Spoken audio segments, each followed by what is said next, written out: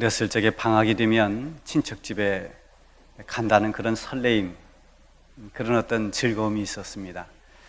한 해는 서울에 있는 작은 아버님 댁에 가기도 하고, 또 외갓집에 가기도 하고, 또 고모님 댁에 놀러 가기도 했습니다.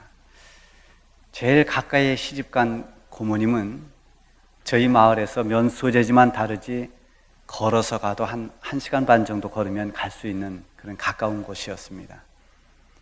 그 고모님 댁에 방학에 놀러 가면은 꼭 마을을 3곳을 거쳐야 되는데, 두 마을은 우회도로가 있어서 그리로 가면 아무 상관없습니다만, 한 마을은 꼭 그 마을 복판으로 지나가야만 됐습니다. 근데 그 동네 아이들이 얼마나 짓궂은지 타지에서 지나가는 아이들을 그냥 두지를 않습니다.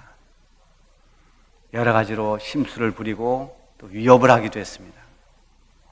그래서 그 고모님 댁에 가면은 이제 놀러가서 여러 가지 또 형제들하고 이 사촌들하고 놀 수 있는 그런 기쁨도 있지만은 그 동네를 지나가야 된다는 것이 저에게는 굉장히 스트레스였습니다.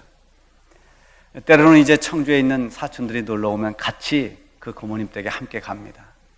그 길을 가다 그 동네 입구에서 살펴봅니다. 아이들이 많이 나와 있나? 아이들이 많이 나와 있으면 대기를 합니다. 아이들이 좀 집에 들어가기를 기다립니다. 또 아이들이 없는 것 같으면 동네 초입부터 다 같이 뛰기 시작합니다. 그래서 마을을 다 빠져나오도록 열심히 뛰어서 마을을 빠져나옵니다. 제 기억에 그 동네는 아주 못된 동네, 나쁜 아이들이 있는 그런 동네, 이렇게 제 이미지 속에 그 동네가 이렇게 있습니다. 아마 그때는 그 동네뿐만 아니라 다른 동네 아이들도 마찬가지로 타지에서 이렇게 지나가는 아이들이나 타지 사람들을 보면 그렇게 환영을 해주는 것보다는 심술을 많이 부렸습니다. 오늘 본문에 보면 예수님이 두로와 시돈이라고 하는 곳에 들어가셨다, 이렇게 나와 있습니다. 이 두로와 시돈이라고 하는 것은 이방 땅입니다. 이방 땅이면서도 이 지방은 굉장히 죄악으로 인해서 아주 소문난 그런 마을입니다. 마태복음 11장에 보면 예수님께서 이 권능을 가장 많이 행한 곳이 갈릴리 주변에 있는 게네사렛 그 땅에 있는 그 접한 동네들입니다. 그 동네에서 주님이 많은 권능을 행했는데도 불구하고 사람들이 마음이 완고하고 회개하지 않는 것을 보시고 예수님께서 이렇게 책망하셨습니다. 화 있을진저 고라시나, 화 있을진저 베세다야, 너에게 행한 권능을 저 두로와 시돈에게 행하였더라면 그들은 벌써 베옷을 입고 제에 앉아 회개하였으리라. 가버나움아, 내게 행한 모든 권능을 소돔에서 행하였더라면 그 성이 오늘까지 있었으리라. 소돔이 어떤 성입니까? 죄악이 너무 심해서 하나님이 심판한 성입니다. 소돔을 예로 든 것은 그 소돔 땅이 그만큼 죄가 많은 곳이었기 때문입니다. 두로와 시돈을 예로 들은 것은 그곳이 얼마나 악하고 죄가 많은 곳인가를 의미하는 것이죠. 유대 사람들은 이 두로와 시돈을 꺼려했습니다. 그곳은 저주받은 곳이고 절대로 가서는 안 되는, 피해야 하는 곳이라고 그런 선입견을 가지고 있었습니다.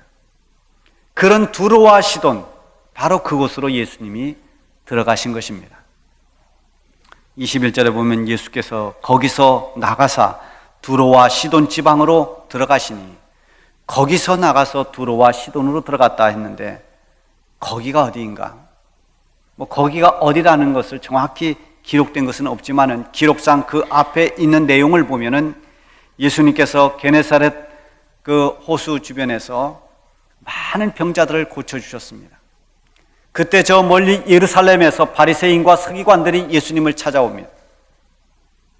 예수님을 찾아온 것은 예수님의 말씀을 듣기 위해서도 아니고 예수님을 사모해서도 아닙니다. 예수님에게 시비를 걸러 왔습니다. 어째서 당신의 제자들은 장로의 전통을 어기고 떡을 먹을 때 손을 씻지 않고 먹느냐라고 하는 것을 따지는 것입니다. 전통과 규범을 내세우면서 제자들을 비난하고 정죄함으로써 예수님의 사역에 흠집을 내려고 하고 있습니다. 예수님은 이 바리새인과 서기관들의 외식과 교만을 꿰뚫어 보셨습니다. 그리고 그들을 책망하면서 입으로 들어가는 것이 사람을 더럽게 하는 것이 아니라 입에서 나오는 것이 사람을 더럽게 한다면서 그들과의 시비, 논쟁을 종결시켰습니다. 이 바리새인과 서기관들이 물러가고 난 뒤에 예수님은 제자들에게 보충 설명을 해주셨습니다. 입에서 나오는 것은 마음에서 나오는 것인데 이 사람의 마음에서 나오는 온갖 죄악들이 사람을 더럽히는 것이지 손을 씻지 않고 음식을 먹었다고 해서 그것이 사람을 더럽히게 할 수는 없는 것이다 라고 말씀해 주십니다. 바로 이 일이 있고 난 뒤에 거기에서 그 바리새인과 서기관들과 논쟁했던 거기에서 나와서 지금 이방 땅, 그것도 두로와 시돈으로 예수님이 들어가신 것입니다. 왜 예수님이 그것으로 행하셨을까? 아마 예수님이 그곳을 가기로 스케줄에 잡아놓은 것은 아닐 것입니다. 방금 바리새인과 서기관들과 논쟁을 한 뒤에 이 두로와 시돈 지방으로 가는 이유가 있었을 것입니다.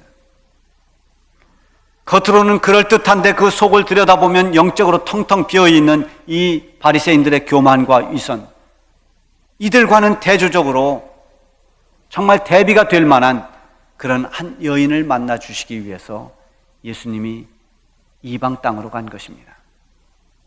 22절에 보면 가나안 여자 하나가 그 지경에서 나와서 소리질러 이르되 주 다윗의 자손이여 나를 불쌍히 여기소서 내 딸이 흉악하게 귀신 들렸나이다. 예수님이 만난 여인은 가나안 여자였습니다. 마가복음 17장에 보면은 마가복음 7장에 보면은 이 여인이 헬라 여인이고 수로보니게 족속이다. 이렇게 좀 더 자세하게 설명을 하고 있습니다. 이 여인은 헬라 전통 속에 살아온 이방 사람입니다. 우상을 접하며 살아온 사람입니다. 그런 사람이 지금 예수님께로 나왔습니다.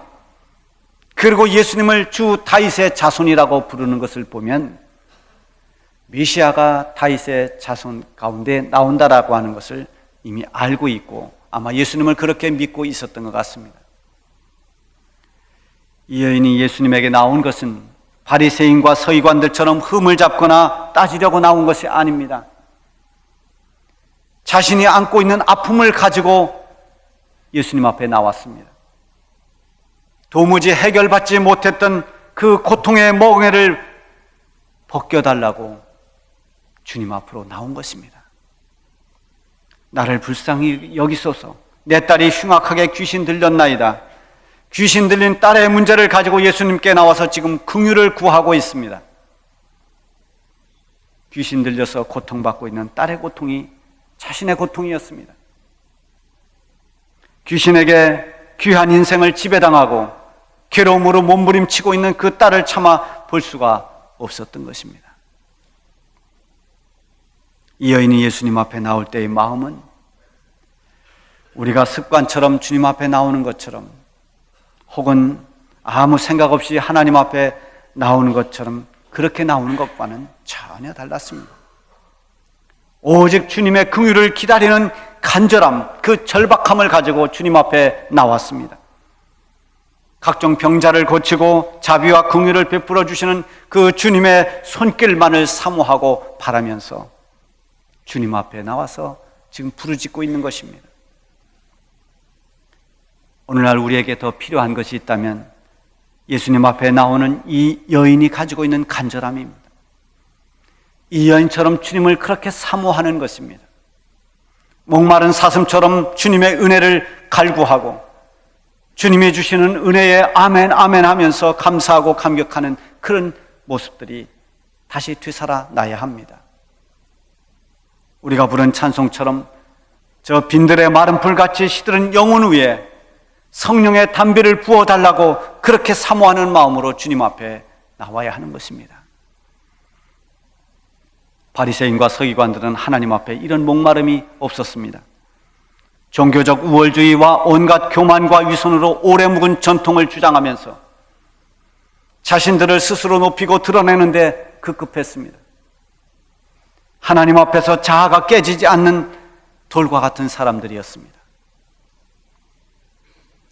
예수님이 이 여인을 만나고 있는 것은 이 여인을 보면서 얼마 전 그 바리새인과 서기관들이 얼마나 이 여인과 비교되는가를 지금 제자들에게 보여주고 가르쳐 주려는 의도가 포함되어 있을 것입니다.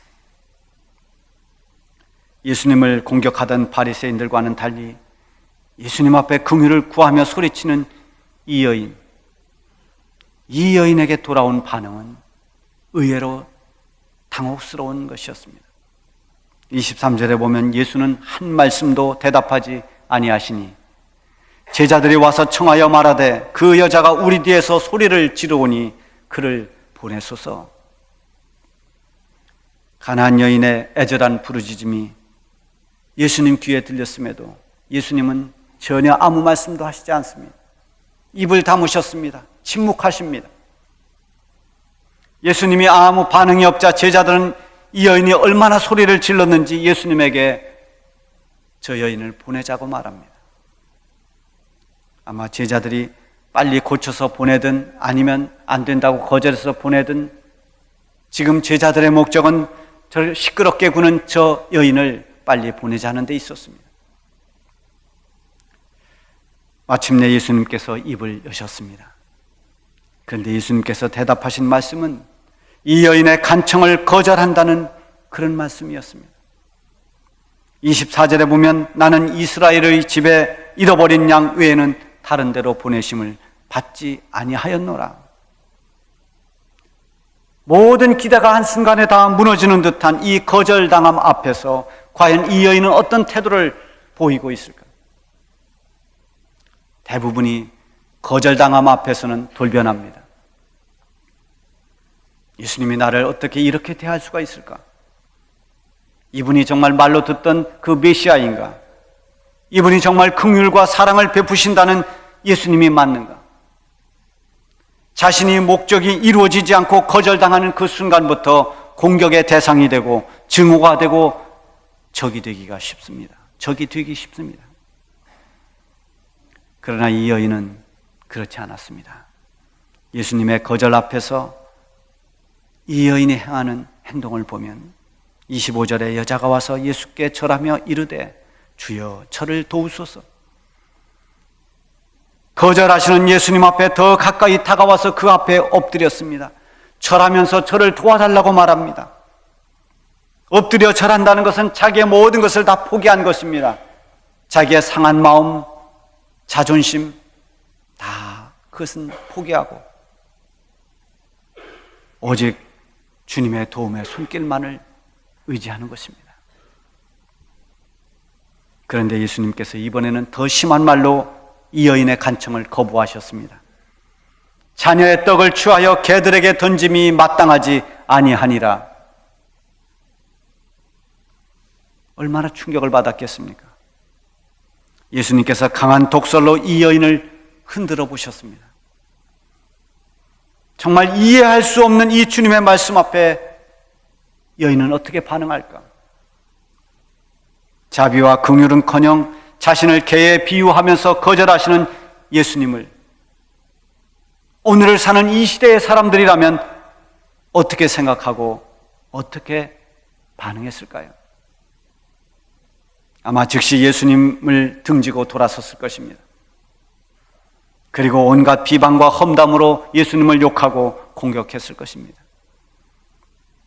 오직 자기의 목적을 이루기 위해서 주님 앞에 나온 사람들은 자기의 목적과 자기의 만족을 이루지 못하면 거기에 차질이 생기거나 실패했다고 생각하는 순간 등을 지고 돌아섭니다. 그때부터 안티가 되고 적이 되고 비난의 대상이 됩니다. 주님이 나의 목적을 이루기 위한 수단으로만 전락되면 그때 이런 부작용들이 일어나는 것입니다. 가나안 여인은 분명히 목적을 가지고 왔습니다. 그러나 다른 점은 그 일을 이루어 주실 예수님, 그 예수님에 대한 끝없는 신뢰, 그 믿음을 놓지 않았다는 것입니다. 예수님이 아무리 심한 말씀을 한다고 하더라도 내 딸을 고쳐주실 분은 오직 이분이라는 믿음을 가졌습니다. 오직 예수님만이 내 딸을 고칠 수 있다는 믿음, 그 믿음을 놓지 않았던 것입니다. 27절에 보면 여자가 이르되 올소이다마는 개들도 제 주인이 상에서 떨어지는 부스러기를 먹나이다. 지난 목요일날 새벽기도 말씀이 바로 이 본문이었습니다. 구약을 다 마치고 이제 지금 신약으로 들어와서 마태복음을 이렇게 새벽에 나갑니다만 이 말씀을 밤에 준비하다가 많은 은혜를 받았습니다. 가슴이 뜨거워졌습니다. 회개가 나왔습니다. 이 여인과 같은 이런 믿음, 이것이 우리에게 필요하다는 것을 다시 한번 새삼 깊이 깨달았습니다.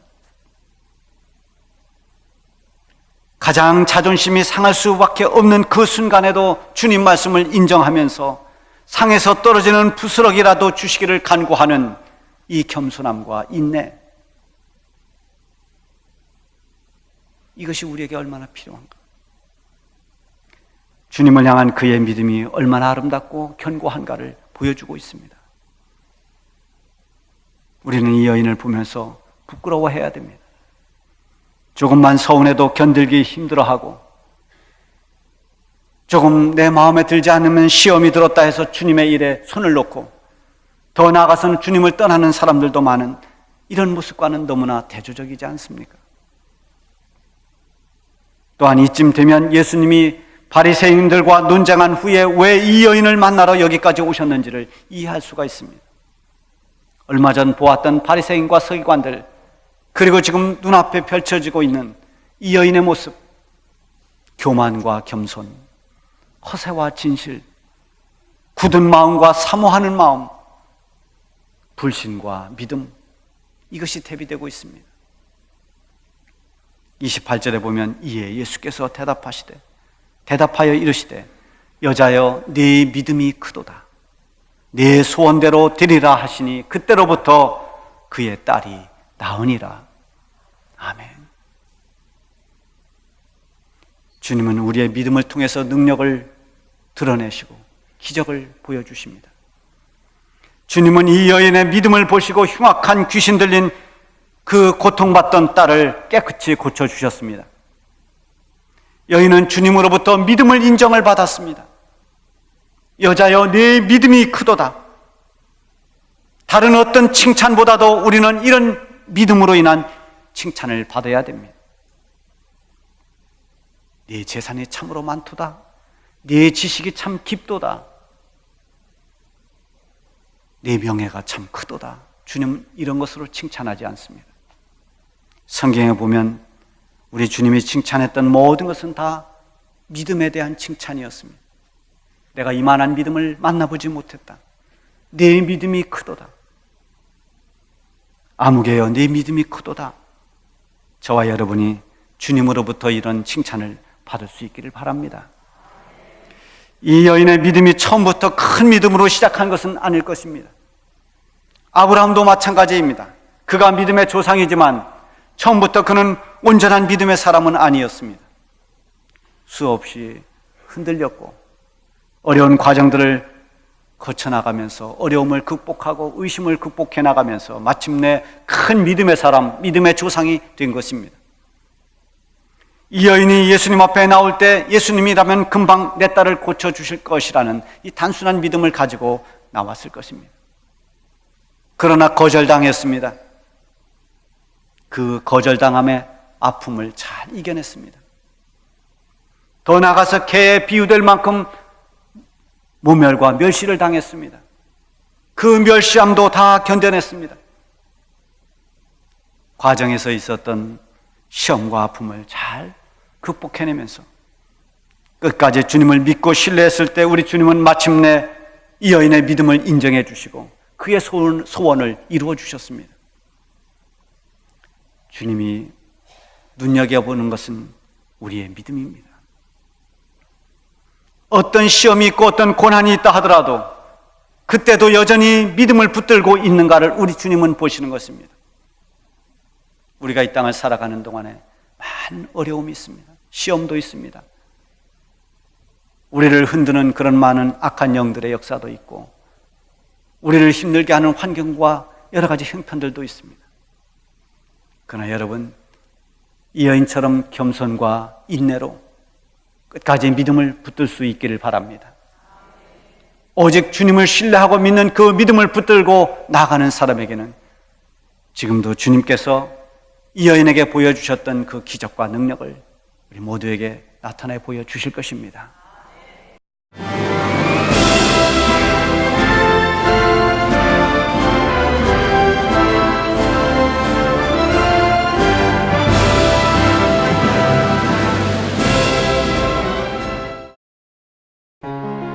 제16회 CBS 전국 청소년 음악 콩쿠르가 9월 19일 청주대에서 열립니다.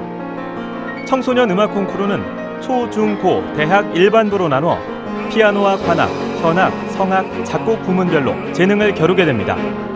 대상에는 문화체육관광부 장관상과 500만 원의 상금이 주어지며 각 부문별 최우수상에는 100만 원의 상금이 주어집니다. 신청은 8월 24일부터 9월 6일까지며 자세한 사항은 청주 CBS로 문의하시기 바랍니다. 청소년 여러분의 많은 참가를 바랍니다.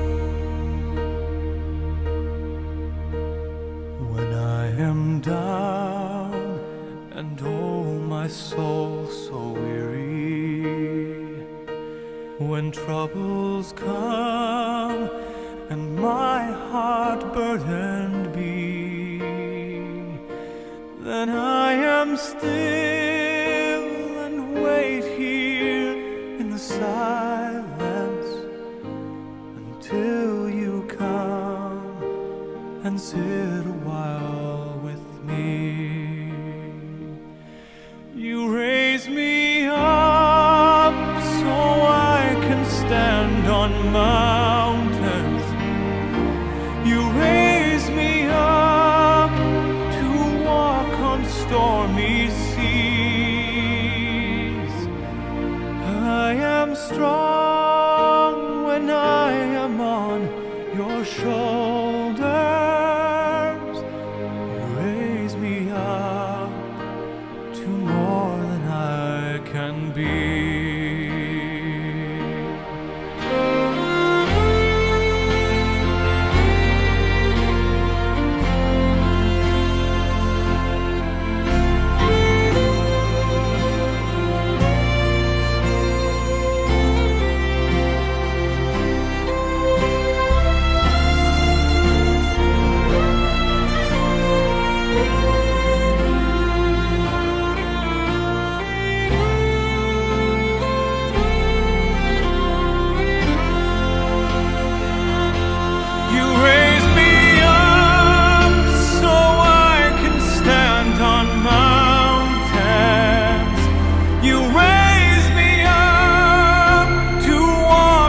Stormy seas, I am strong when I am on your shoulders. You raise me up